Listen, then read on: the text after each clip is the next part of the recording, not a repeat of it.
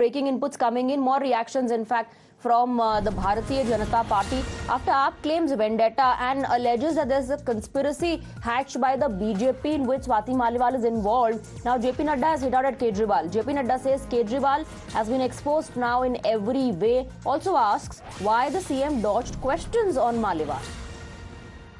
आम आदमी पार्टी ने एक प्रेस कॉन्फ्रेंस किया और उसमें कहा कि जो स्वाति मालीवाल के साथ जो इंसिडेंट हुआ है वो बीजेपी की एक साजिश थी, इट वाज अ कंस्पिरेसी। तो इसके बारे में आप क्या कहेंगे? देखिए, सबसे पहली बात तो ये है कि ये जो आम आदमी पार्टी है, ये आम आदमी के जो नेता हैं, ये झूठ के ही बुनियाद पर बनी पार्टी है और झूठ के ही बुनियाद पर यह पनपी हुई पार्टी है और इसकी क्रेडिबिलिटी जीरो नहीं माइनस में है।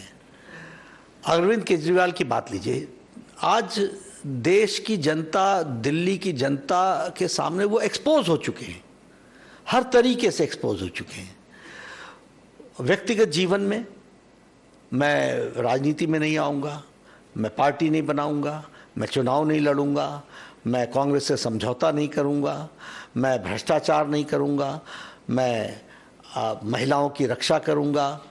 कौन सी बात उन्होंने फॉलो की? मैं मकान नहीं लूंगा, मैं गाड़ी और कॉन्वॉय लेकर नहीं चलूंगा।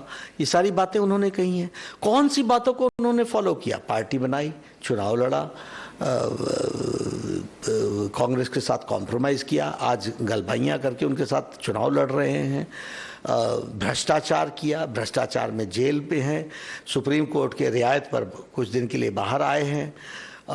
महिला सम्मान के बारे में उनके घर में घटना घटती है और वो मौन रखते हैं, वो चुप रहते हैं।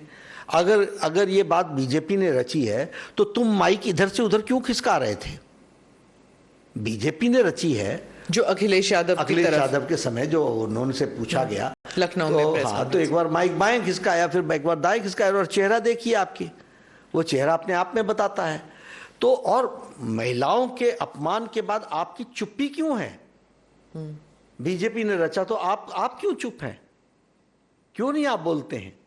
क्या आपको रोक रहा है? आपके कर्म रोक रहे हैं। आपने जो किया है महिलाओं के साथ, जो महिला सम्मान के ऊपर जो आपने जिस तरीके से कुठाराघात किया है और आपके घर में हुआ है और इस पार्टी का।